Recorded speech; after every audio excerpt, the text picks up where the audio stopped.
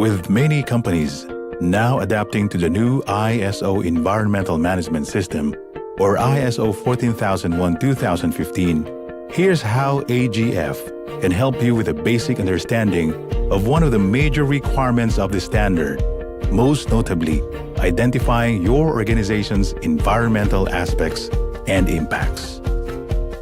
The definition of environmental aspects per ISO 14001:2015 is an element of an organization's activities or products or services that can interact with the environment.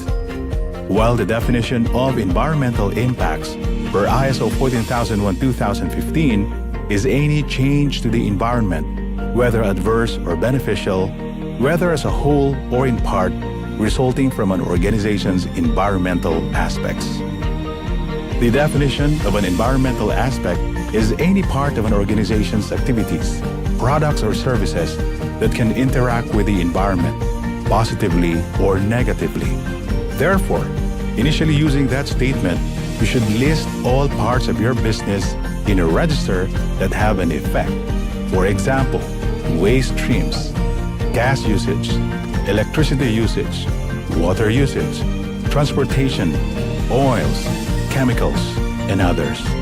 These can then be split into subcategories of electricity, air conditioners, lighting, compressors, equipment, and others.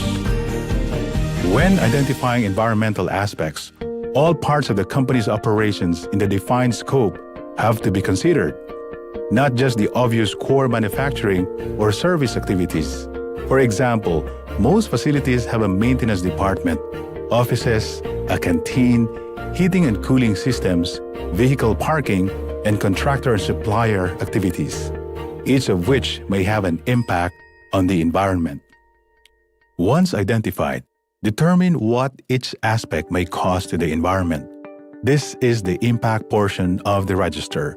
Examples of impacts may be land pollution, air emissions, runoff to land and water, or use of limited resources.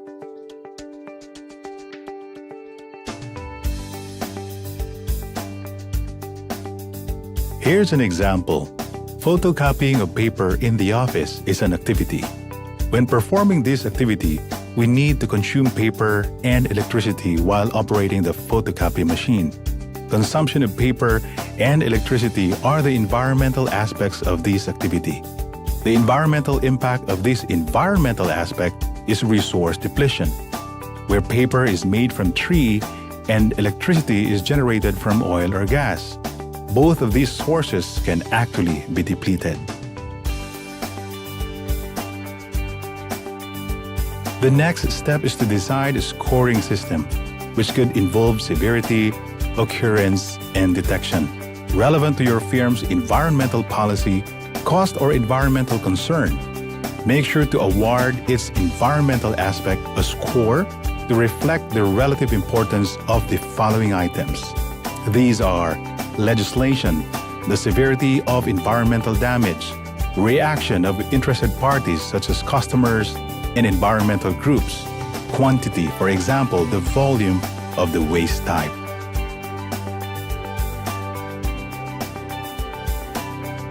Aspects with high-risk priority numbers should be assigned specific objectives, targets, and programs. Environmental objectives are the overall goals of the business organization in improving environmental performance through its environmental management system. Environmental targets provide short-term goals on the way to achieving these overall objectives. One objective can have several targets. For example, one target could be to reduce waste going to landfill by 10% in the first year. Your objectives and targets should be based on your environmental policy, information gained from your initial review, your aspect impact evaluation. They should aim to address any significant environmental aspects and should incorporate specific legal requirements. Ultimately, your aspects impacts register will help you establish your EMS objectives and targets. An EMS can often be more complicated than needed, and the key to any effective EMS is getting the environmental aspect right at the very beginning. Identifying the environmental aspects properly will not only save you time but also enable you to achieve great benefits with your EMS once it is implemented.